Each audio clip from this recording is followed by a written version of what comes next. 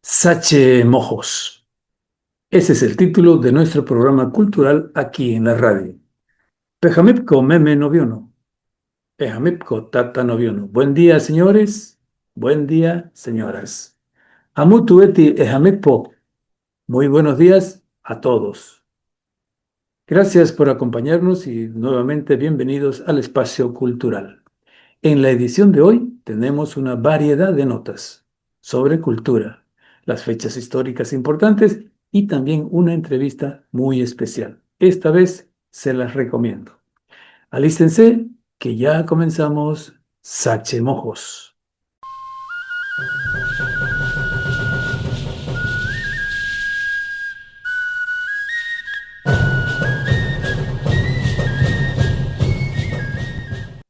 Libro presentado en Riberalta. Fue presentado en Riberalta el libro Ribera Alta, una mirada al pasado, de la autora María del Carmen Claure Castedo.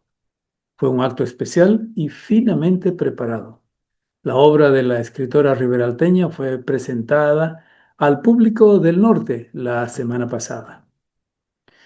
El libro recibió el aplauso de autoridades, escritores, investigadores y gestores culturales que atendieron la invitación. La publicación corresponde a la editorial Plural. En la ocasión estuvieron especialmente invitados la historiadora Lupe Cajías y el director de la editorial Plural, José Antonio Quiroga. Los organizadores del acto invitaron a dos expertas para comentar el libro. Una fue la historiadora Pilar Gamarra Telles, que es presidente de la Casa de las Culturas Amazónicas de Riberalta. La licenciada Gamarra elogió la obra de Carmen Claure por más de una razón. Quiero comentar algunos temas que están incorporados en la obra. Por ejemplo, considero que la obra es integral en el sentido que incorpora algunos pasajes muy importantes de la historia del Noroeste. Entre ellos, por ejemplo, la Guerra del Acre. Además de una ampulosa información, tiene más de 400 páginas la obra, ha incorporado más de 200 fotografías. Corresponde, sí, una visión de lo que es la élite del noroeste. Es muy interesante. Ahí está el empresariado, Gomero, los comerciantes, los inmigrantes que tienen sus casas comerciales, ¿no es cierto? Todo ese grupo de gente que ella lo denomina la clase pudiente.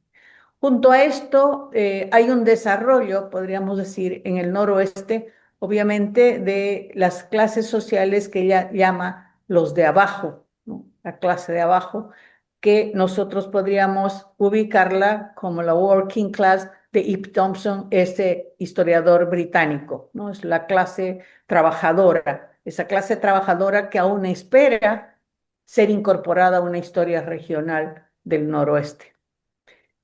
Eso es en conjunto la obra, y lo que sí podemos mencionar que es una obra que no estará fuera en adelante de ningún tipo de investigación. Va a ser una obra fundamental para la investigación.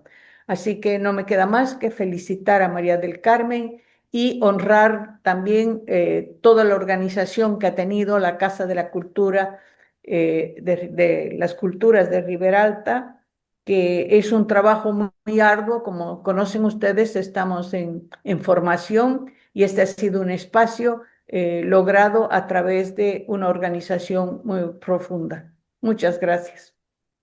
En el acto, junto a varias autoridades y funcionarios, estuvo también la escritora Lupe Cajías, que es nuestra colega periodista.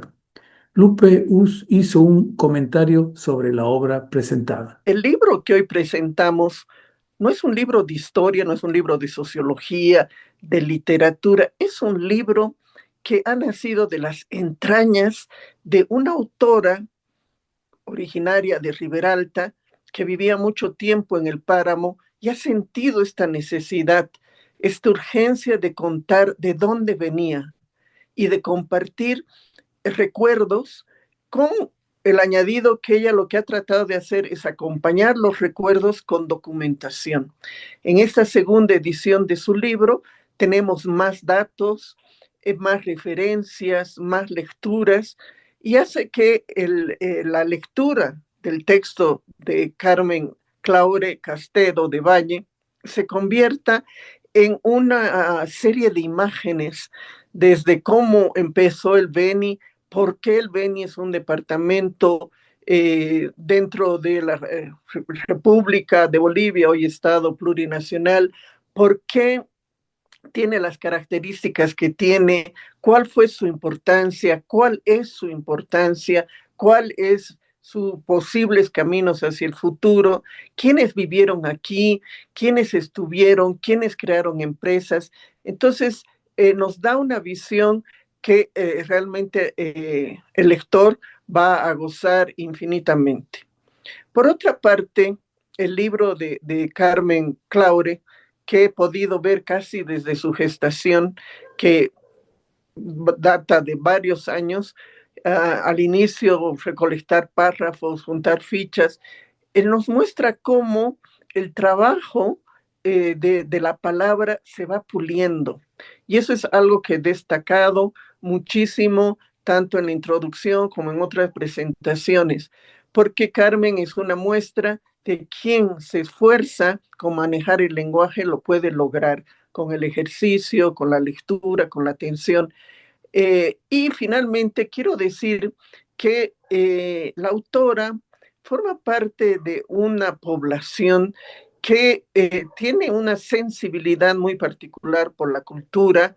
Quizá muchos en Bolivia se asombrarían de saber qué cantidad de libros se producen en Riberalta y en el Beni.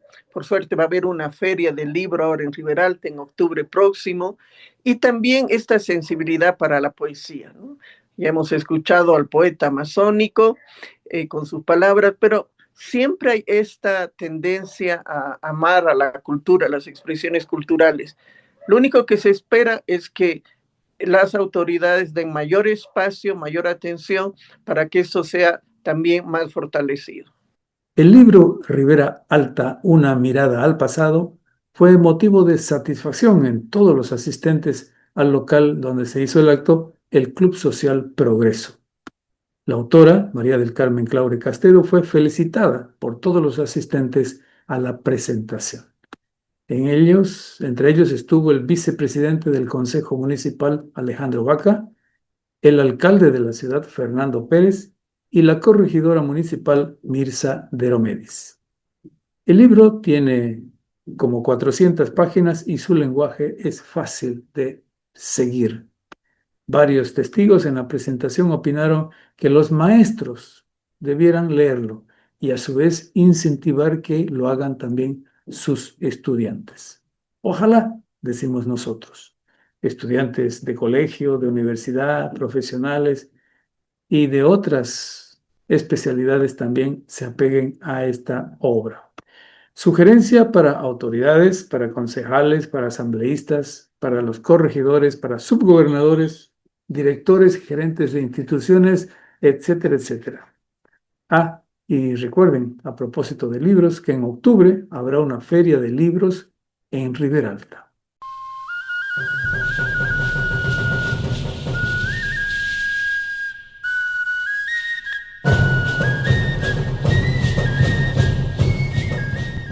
Partituras musicales trinitarias. La música es quizá el adorno más simpático de la actividad comunitaria. Por eso, todo lo relacionado con la música es importante, interesante, atractivo. Pero hay una faceta especial, es la escritura de la música, que no todos conocemos. Más bien, al contrario, muy pocos conocemos. La escritura de la música se traduce en eso, la partitura. En otras palabras, la partitura es el lenguaje de la música. Es el documento que indica cómo debe sonar lo que inspiró al autor, que es un sistema especial, esto de la partitura. En muchos casos, los temas de la música regional no han tenido partituras. Por eso, en el Instituto de Formación Artística Edelmira Limpias en Trinidad, se está realizando un trabajo de los docentes dedicado a las partituras. En realidad se trata de temas del ámbito indígena y fueron recogidos de músicos del Cabildo Indígena Trinitario. El encargado en el IFA de realizar el trabajo es el licenciado Rodrigo Cuellar Vargas, docente del Instituto de Formación Artística Edelmira Limpias. Rodrigo recogió los temas del Cabildo, que son alabanza a la Santísima Trinidad, canto a la abadesa, canto de las mamitas abadesas y baile popular. Estos temas, que son de la tradición indígena trinitaria, han sido ya volcados a un lenguaje musical, a la partitura. Felicidades a Lifa y especialmente a Rodrigo Cuellar. Sigamos aquí en Sachemojos.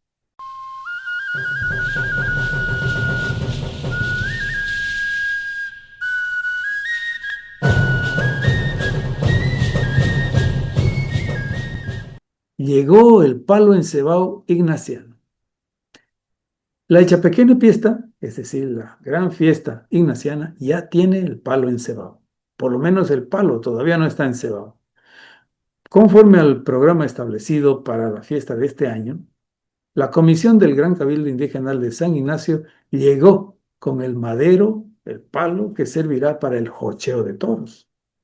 Tardó 2 meses desde que lo cortaron, desde que lo ubicaron primero en el monte, a varios kilómetros, lo cortaron, lo transportaron y llegaron al pueblo, justo a la plaza central. En medio de una apreciable cantidad de pobladores y al son de la bombilla, varios grupos de danza, los macheteros, los achus, dieron la nota de color al ingreso del carretón que jalaba el palo. Ingresado, el tronco de 18 metros, 19, y algo de 50 centímetros de diámetro, de grosor, será sometido a una limpieza y después pulido para ser encebado después, conforme a la tradición.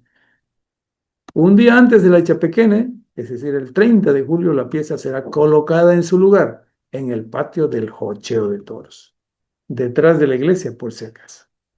La llegada del palo se ha convertido en un acontecimiento en San Ignacio. San Ignacio es capital folclórica del Beni, es capital espiritual del Cono Sur y es patrimonio intangible de la humanidad, declarado por la UNESCO. Toda esta información la damos gracias a los colegas de Radio Mátire, Elvanair Casanovas y Roberto Carlos Hurtado. Gracias, colegas. No podemos finalizar esta referencia sin decir que el ingreso del palo santo, como ya le llaman, a San Ignacio debe ser anunciado con el tradicional camaretazo. ¡Pum! En la plaza. Pero hubo un accidente que hizo que la camareta no funcione, no explote. El encargado de preparar la camareta a base de pólvora sufrió un accidente con ese artefacto y claro, quedó un poco herido. Estaba hospitalizado. Al parecer la camareta explotó y causó heridas a la persona esa que estaba preparando. No fue grave, pero hay que tener cuidado, es pólvora. Felicidades a las estimaciones que ya tienen el palo para el jocheo.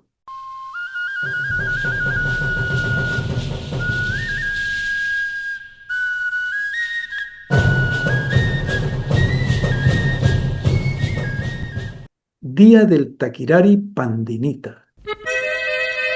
Por ley departamental, la Asamblea Legislativa de Pando declaró el 16 de julio como Día del Taquirari Pandinita. Declara a Pandinita como segundo himno del departamento Pando. ¿Se acuerdan de Pandinita?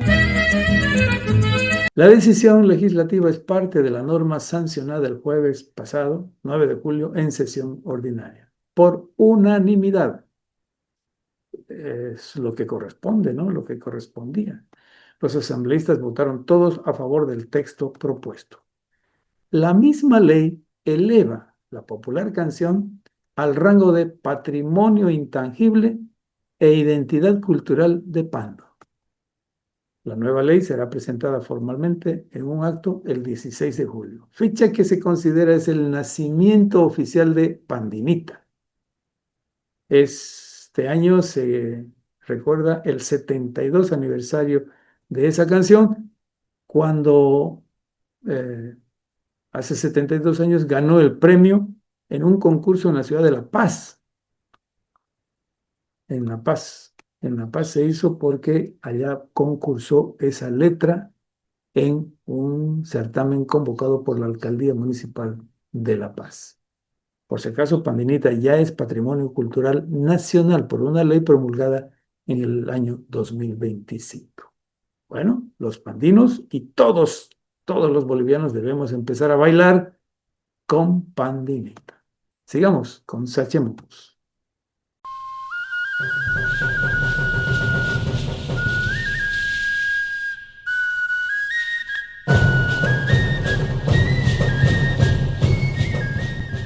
Calendario histórico regional. En este sector especial en Sachemojos repasamos hitos de la historia regional correspondientes a la siguiente semana. ¿Empezamos? Calendario histórico regional, año 1839, 13 de julio. Nace Edwin Heath, médico y explorador. Nació en Janesville, estado de Wisconsin, en Estados Unidos. Descubrió la navegación por el río Beni hasta el río Mamoré en 1880. Puso el nombre de Esperanza a la cachuela que había puesto en riesgo el paso de la expedición. Esa cachuela había sido descubierta 40 años antes por el boliviano Agustín Palacios. En honor al trabajo de Edwin Heath, el gobierno bautizó con su apellido uno de los ríos de la zona, afluente del Madre de Dios. Falleció en Missouri a los 93 años. Calendario histórico regional, año 1886, 13 de julio. Se funda el periódico La Gaceta del Norte en el barracón Orton del empresario Antonio Bacadíes. 2 años después, 1888, en el mismo lugar, el mismo Bacadíes inicia la publicación de El Siringuerito, una publicación periódica.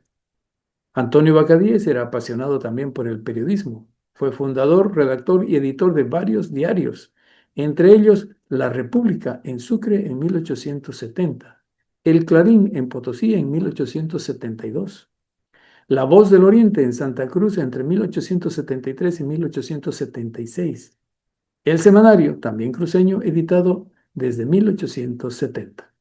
El Monitor Médico de 1875 y el Cometa de 1876 fueron también iniciativa de Antonio Bacadíes.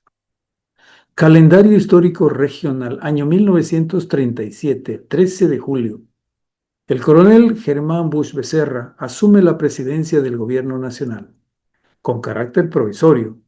Lo hace por la renuncia presentada por el presidente David Toro Ruilova, con el apoyo del ejército y de un movimiento popular.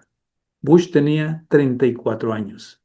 El país reconoce a Bush como el mayor héroe de la Guerra del Chaco. El interinato precedió la Asamblea Constituyente que, en 1938, lo encumbra como líder, presidente y dictador.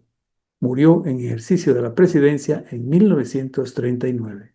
Calendario histórico regional, año 1951, 13 de julio.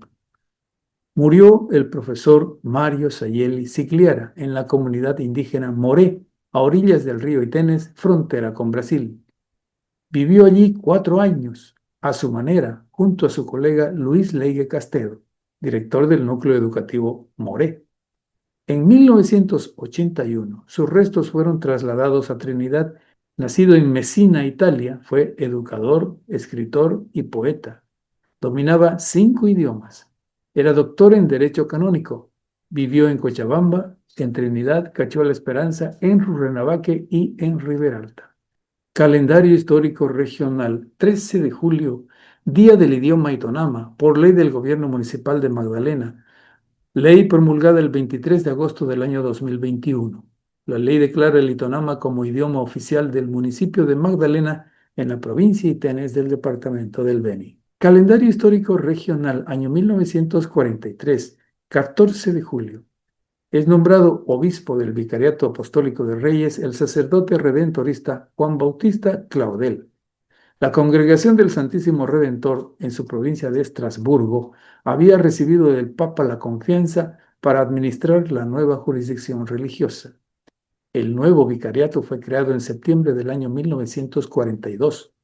Claudel, de nacionalidad francesa, asumió el cargo en septiembre del mismo año y ejerció hasta diciembre de 1955. Calendario histórico regional, año 1869, 15 de julio. Fallece Antonio Pereira, brasileño designado cónsul de Brasil en Trinidad, capital del Beni. El diplomático fue muerto en el río Mamoré por flechas de indios en la embarcación que le transportaba. El caso fue conocido por el sacerdote franciscano Gesualdo Macchetti, misionero del Colegio de la Paz, durante un viaje de exploración fluvial en busca de una vía hacia el Atlántico. Calendario histórico regional, año 1873, 15 de julio. El empresario gomero Gregorio Suárez Callaú fallece de un flechazo por indígenas caripunas en la cachuela Calderón del Infierno del río Madera. La víctima, hermano de Nicolás Suárez, conducía una flota de 3 batelones de la Casa Suárez. En la emboscada, los indios asesinan a otros 37 remeros, empleados, pasajeros, hombres y mujeres. Al conocer la noticia, Nicolás Suárez organiza una comitiva que persigue, encuentra y mata a todo el grupo caripuna. El cuerpo de Gregorio Suárez Callaú, que había sido decapitado, es sepultado en el mismo lugar de su muerte. Calendario histórico regional, año 1949, 15 de julio. Nace Tsimi Matagua Jehuapi en la comunidad Puerto Araona, provincia Abel Iturralde del departamento de La Paz. Estudió en el Instituto Lingüístico de Verano de la población de Gonzalo Moreno y después en Tumichucua. Fue profesor del Instituto Lingüístico de Verano por varios años. Ayudó en la traducción de la Biblia al idioma araona, también a escribir relatos, cuentos y leyendas de su pueblo. En un proyecto del Instituto de Lengua y Cultura Araona, ayudó a escribir la historia de la nación araona y un libro sobre la fauna regional. Ejerció como pastor de la iglesia Nuevas Tribus y es sabio de la comunidad araona. Falleció por el COVID-19 en el año 2021 en Riberalta. Calendario histórico regional, año 1794, 16 de julio. Se funda la población El Carmen por una iniciativa del gobernador Miguel Sabora y Treviño. La autoridad convenció a indios Chapacura que habitaban la región sur del actual Beni a asentarse en un solo sitio. La fundación fue encomendada al líder Baure Gabriel Ojeari. Los primeros habitantes fueron también indios de la nación Baure. Debido a una plaga de hormigas, después de algunos años, el pueblo fue trasladado cerca del arroyo Chiquihuane. Allí permanecen unos 5 años, hasta que una invasión de murciélagos obliga a una tercera ubicación. En el año 1801, en el sitio que actualmente ocupa a orillas del río Blanco. Calendario histórico regional. Año 1897, 16 de julio. Sale el primer ejemplar del diario El Eco del Beni, en Trinidad, fundado por Néstor Suárez. La elaboración del periódico está a cargo de Nathaniel García Chávez, Rafael Arteaga y Fabián Vaca Chávez. Se editó hasta 1935, aunque en varias ocasiones dejó de publicarse. Calendario histórico regional, año 1933, 16 de julio. La comunidad de San Javier, provincia Cercado del Beni, cumple una novena a la Virgen del Carmen. Hacen un pedido especial para proteger a los soldados del pueblo que marcharon a la Guerra del Chaco. Especialmente las mujeres ruegan para que sus padres, maridos, hermanos o hijos vuelvan sanos del conflicto bélico. Desde 1935, la población agradece a la Virgen por el regreso de los excombatientes. Desde entonces, San Javier honra a la Virgen del Carmen y la celebración es ya una costumbre. Calendario histórico regional, año 1947, 16 de julio. Nace Arnaldo Ligerón Casanovas, en Trinidad. Hizo la primaria en la Escuela Fabián Baca Chávez, la secundaria en el Colegio Nacional 6 de Agosto. Se graduó maestro de Filosofía y Letras en la Escuela Nacional de Sucre. Destacado maestro, ingresó al movimiento cívico regional e impulsó la cultura indígena. Fue gestor y presidente de la Casa de la Cultura del Beni. Promocionó el Instituto de Formación Artística que hoy lleva su nombre. Obtuvo grado académico superior en Ciencias de la Educación. Integró la Academia Boliviana de la Lengua. Tenaz luchador por preservar los límites departamentales con Cochabamba. Escribió biografías de varios personajes y la historia de la ciudad de la Santísima Trinidad. Fue asesor cultural por varios años de la Universidad Autónoma del Beni. Falleció el año 2017. Calendario histórico regional, un sector especial, aquí en Sachemojos.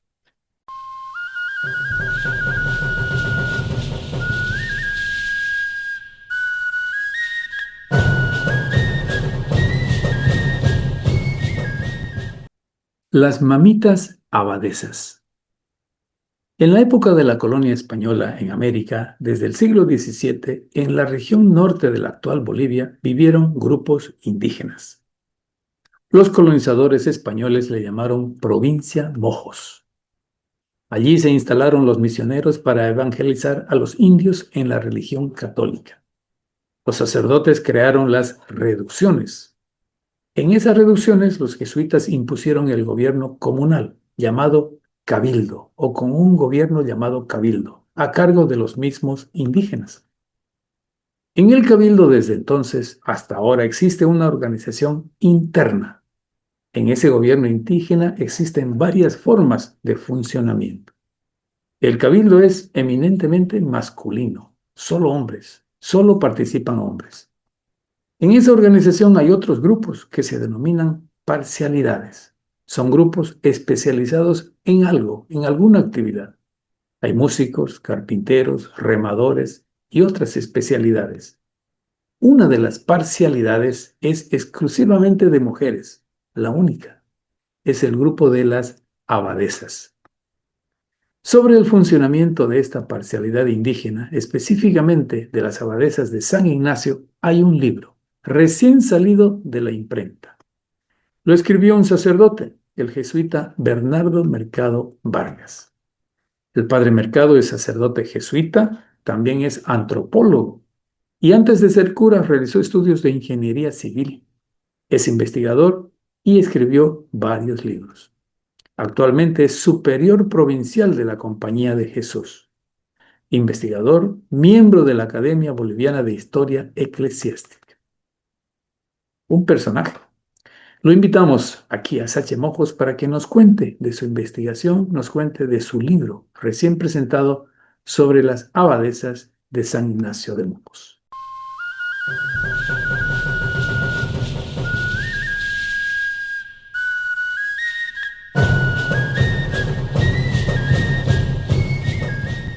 Bernardo, padre Bernardo, bienvenido al programa Sachemojos. Muchísimas gracias por la invitación, es una alegría estar acá.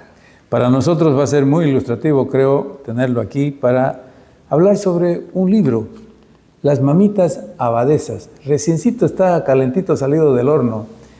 ¿Qué podemos empezar a preguntarle? Me cuestionaba yo antes de conversar con usted. Esto tiene que ver con un tema que es la etnografía. ¿Qué es la etnografía? Sí, la etnografía es una ciencia humana que estudia el comportamiento, el quehacer cotidiano de la gente, pero desde una presencia concreta, real. Y luego, evidentemente, todo ese material se trabaja en un espacio de gabinete. Y es para sacar enseñanza, sobre todo para la humanidad. Y entonces estamos acercándonos bien a lo que es este tema, porque son personas físicamente palpables, ¿no? Así es. El segundo antecedente para esta conversación tiene que ver con las misiones jesuíticas de los siglos XVII, XVIII en Bolivia, en lo que ahora es Bolivia y lo que antes era la antigua colonia española en América. En esta región estuvieron las reducciones o las misiones jesuíticas y en ellos hubo una organización que son los cabildos, Así es. traídos por la iniciativa de los misioneros de esa época.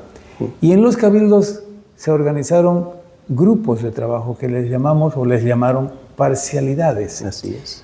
¿Quiénes son en este sentido las abadesas que habla usted en este libro?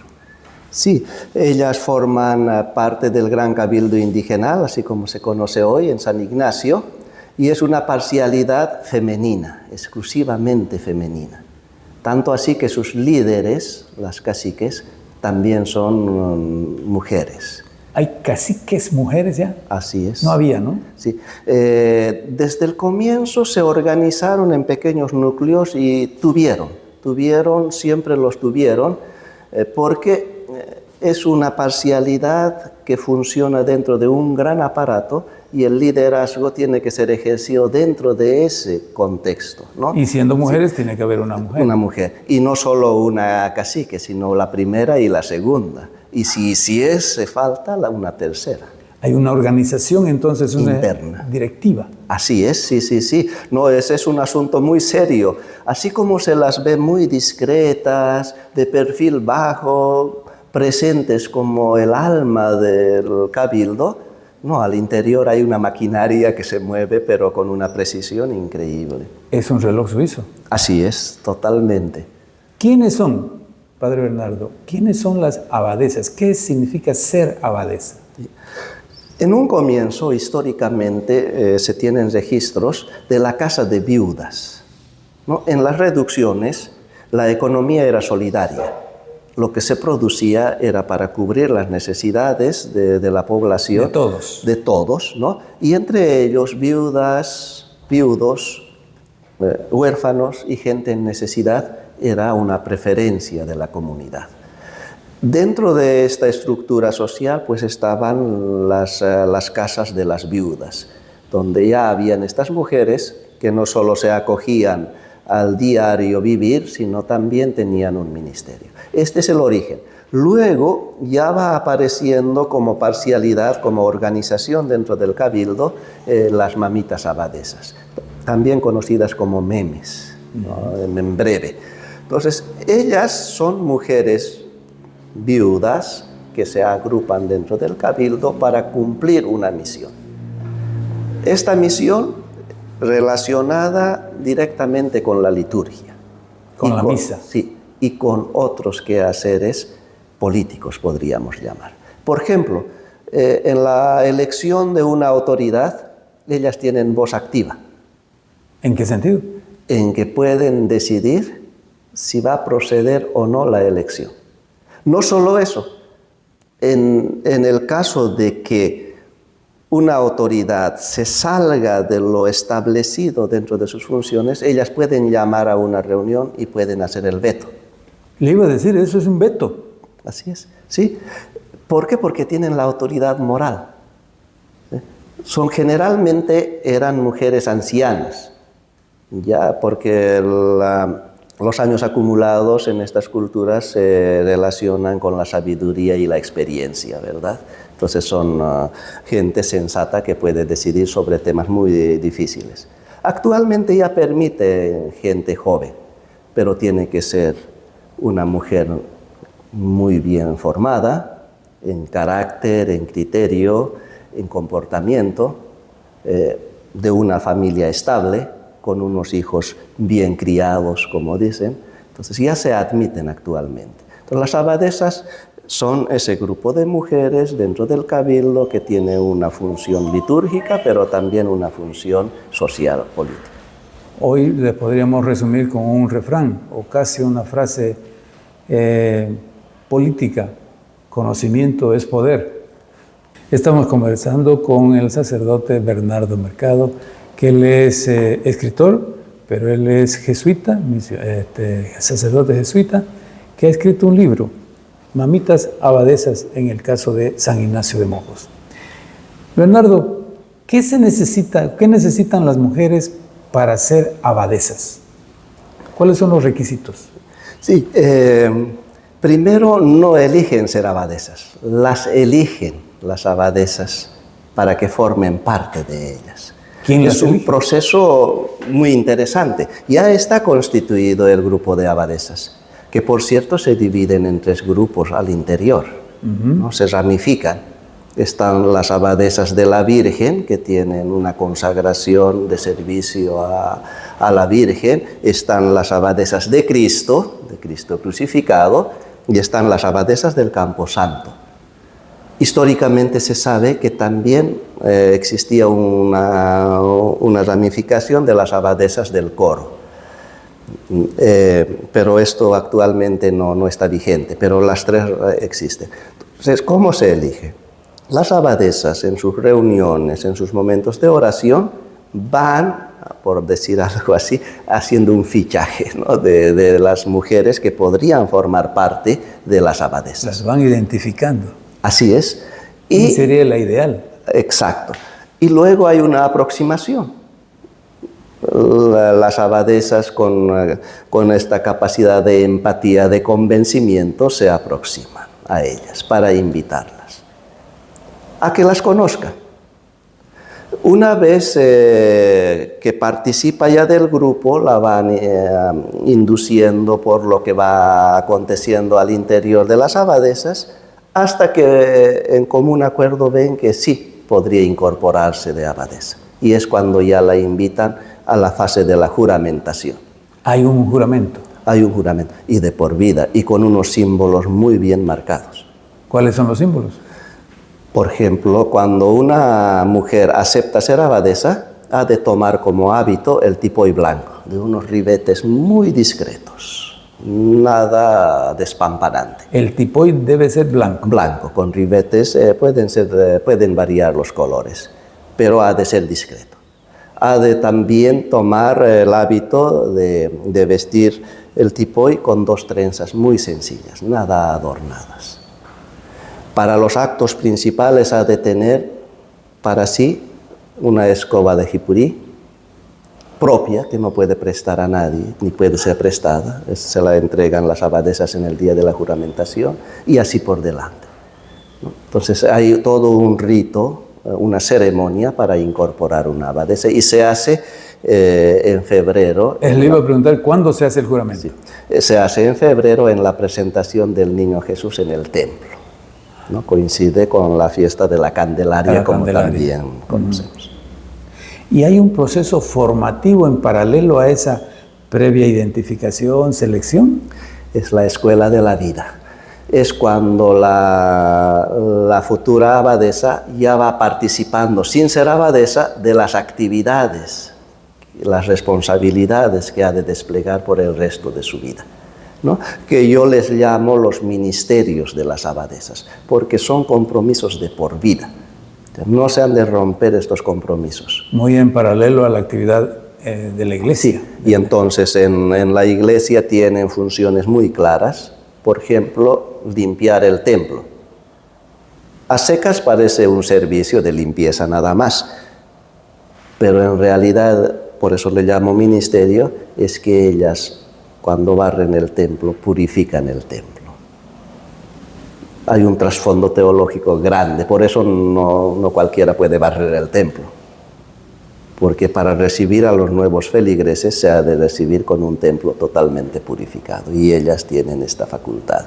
Adornar los altares, la parte ornamental, que no es colocar cualquier adorno. Hay colores para cada tiempo litúrgico, para cada santo, para cada santa. Sí, es una gamificación increíble, y no se puede, se ha de usar qué tipo de flores, para qué santos, para qué santas. Es decir, hay mucha sabiduría. Y ellas van aprendiendo eso. En esa escuela de la vida van aprendiendo, formándose, y después a templar el carácter. El carácter. Sí, una abadesa no puede estar discutiendo por la calle ni levantando la voz. Ha de ser una mujer incómoda.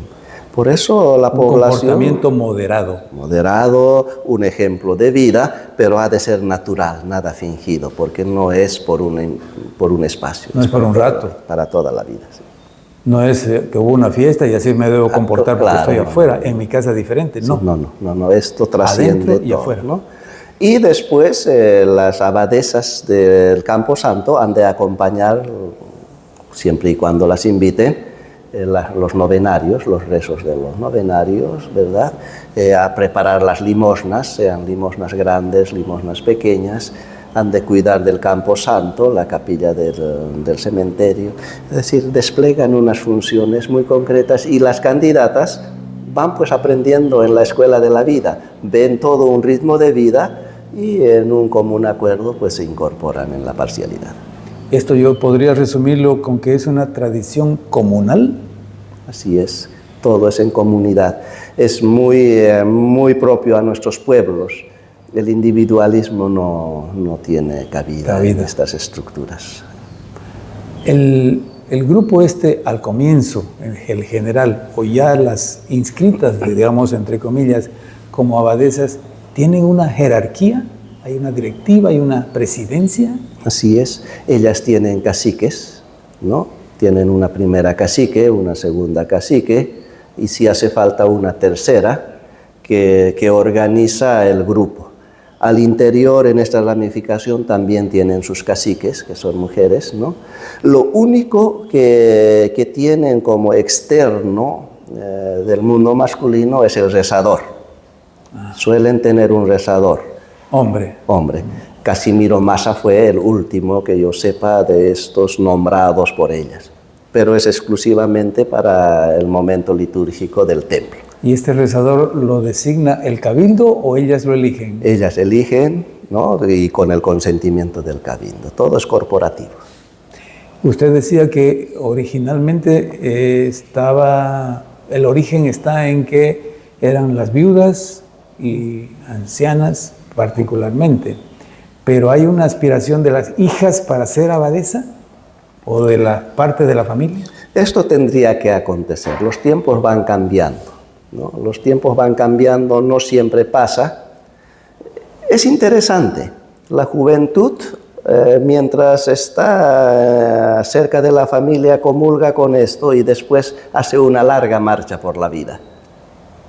Y una vez recorrido el mundo, vuelven a los orígenes y es cuando se van incorporando. Se sabe de muchas abadesas un poco más jóvenes que son descendientes de este mismo compromiso. Recuerdan a la abuela, a la bisabuela, a la mamá, que fueron abadesas. Porque si se habla de tradición, generalmente la tradición se transmite, ¿no? Así es, sí, así es. Se transmite en el día a día, en la vida. Y esto el pueblo mojeño sabe hacerlo. Por eso abundan macheteros, abundan bailadores, abundan músicos. ¿Por qué? Porque es un compromiso que se asume desde la familia, desde la identidad. Esta organización de abadesas, nosotros en la capital, en Trinidad, las vemos también. Exacto. Especialmente con esa visión, con esa experiencia de que son las limpiadoras del templo. ¿En todas las misiones ocurrió lo mismo? ¿Existe la organización de abadesas? El único registro histórico posterior, diríamos, de la modernidad es el informe del padre Arteche sobre su visita en el año 1889 a Mojos. Y pasa por Trinidad, pasa por estas iglesias y él en sus memorias coloca, ¿no? Dice, hay unas mujeres que ayudan en el templo a quienes las llaman abadesas. Todos los datos que tenemos se resumen a eso hasta ahora, hasta que descubramos nuevos documentos.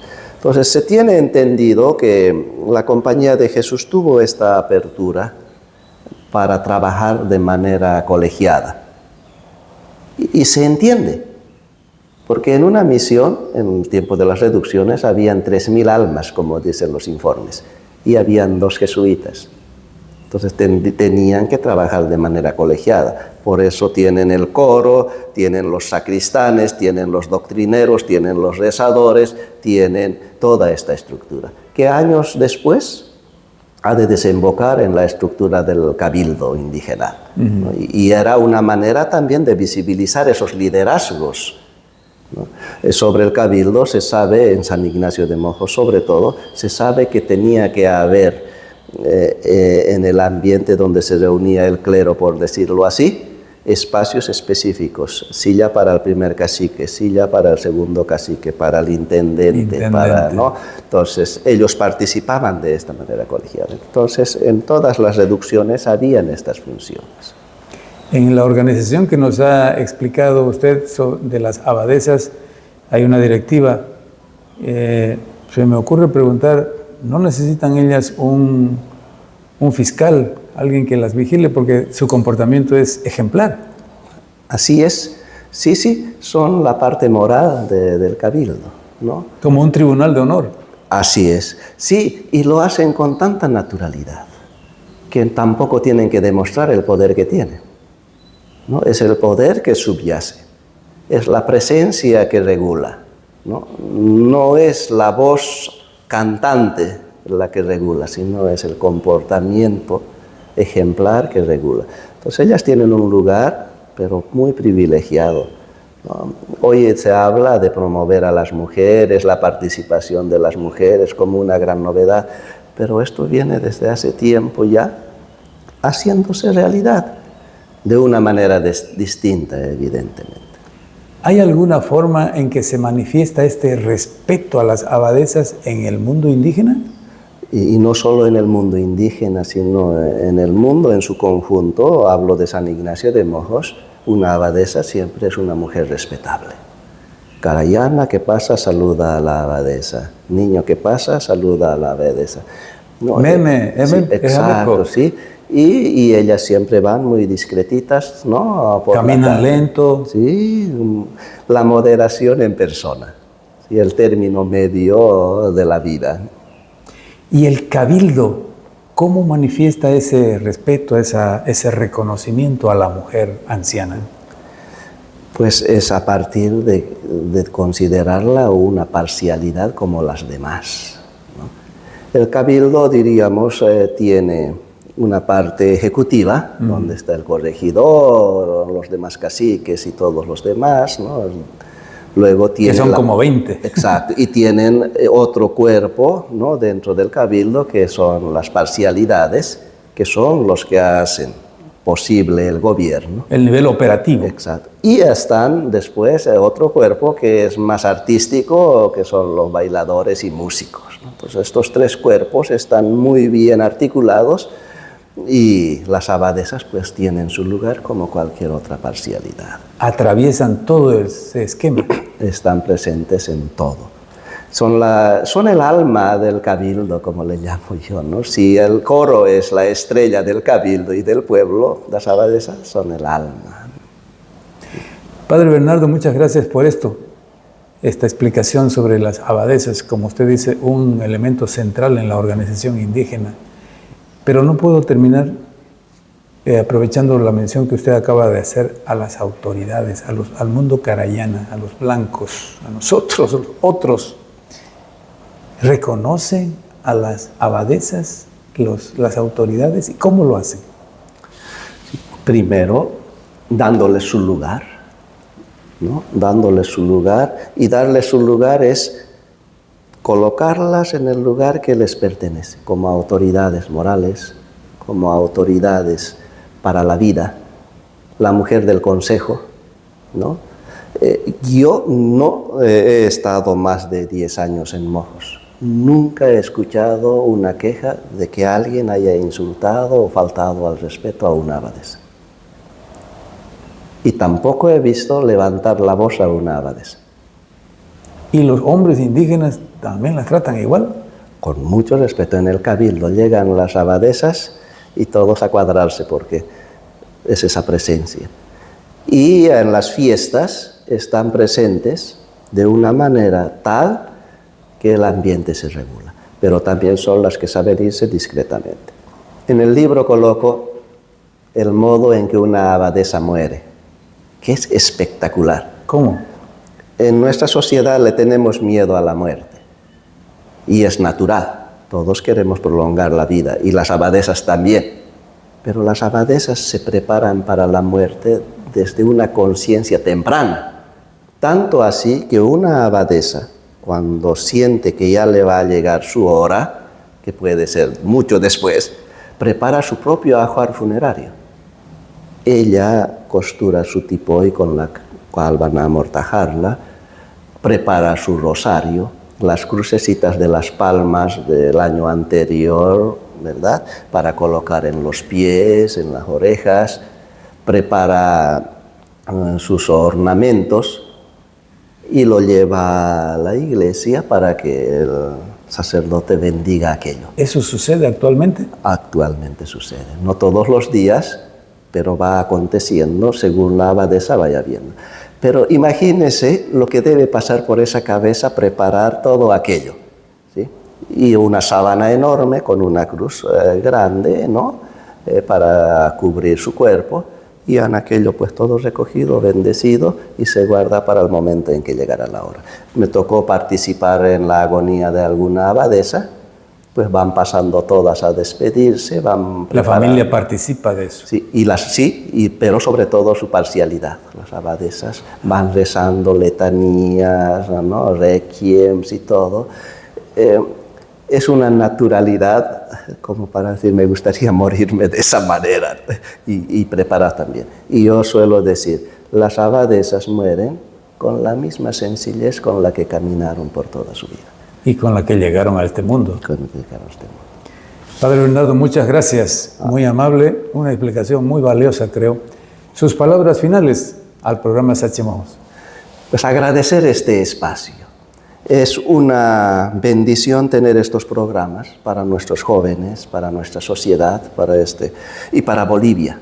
Por medio de las redes sociales se puede hacer mucho bien, y este oriente, este Beni, esta tierra mojeña, tiene un mensaje de vida para tantas preguntas que la sociedad se está haciendo. ¿Quiere encontrar respuestas para una vida mejor? Pues conozca el Oriente, conozca estas tierras, y seremos una sociedad mejor. Muchísimas gracias. Y serán bienvenidos. Seguimos en Sachemojos.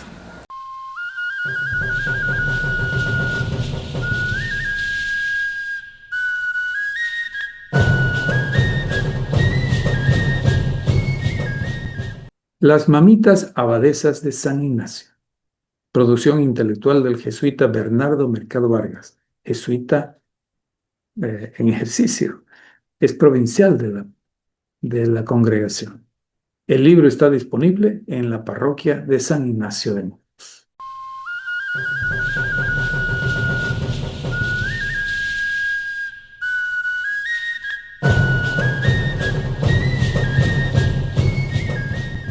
Antes de concluir el espacio cultural, tenemos varias notitas pequeñas. Este viernes pasado en Riberalta, el alcalde de la ciudad reunió a representantes de instituciones culturales y turísticas. El objetivo del alcalde, Fernando Pérez, es coordinar acciones para el plan operativo municipal del año siguiente, 2027. El alcalde desea que las instituciones también hagan propuestas. Hablando de Riberalta, este sábado se inician las actividades para la fiesta carmelita. Lo mismo hacen en realidad en el Carmen de Litenes, en la provincia Litenes, en San Javier, de la provincia de Cercado, y en todas las comunidades encomendadas a la Virgen del Carmen. Empezaron la novena y otras actividades para el 16 de junio. En este sentido, el Instituto de Formación Artística Arnaldo Ligerón Casanovas tendrá una velada especial. Se inaugurará oficialmente el monumento a Arnaldo Ligerón y se abrirá el sitio virtual en la red social de la Orquesta Misional. El jueves 16 será esto en la sede del IFA en el barrio Niña Autónoma. En complemento, el 29 de julio se inaugura la Feria Internacional del Libro en La Paz. Este domingo 12 de julio en San Ignacio habrá Feria de la Chicha de Camote. Chicha de Camote. En Santana del Yacuma se preparan para la Mere Fiesta el 26. Pero este sábado en Santa Ana, sábado 11, es aniversario del Cabildo Indigenal Movima. Habrá feria de pan de arroz y de la empanada de arroz. Cosas especiales en la gastronomía regional. Y el viernes 27 en Santa Ana, la feria de la Patasca Movima. Un mes en todas partes lleno de actividad religiosa, tradiciones, cultural y también deportiva, con los juegos populares. En Magdalena están ya en modo fiesta para el 22 de julio. el 22 de julio en Magdalena. Ya les iremos comentando.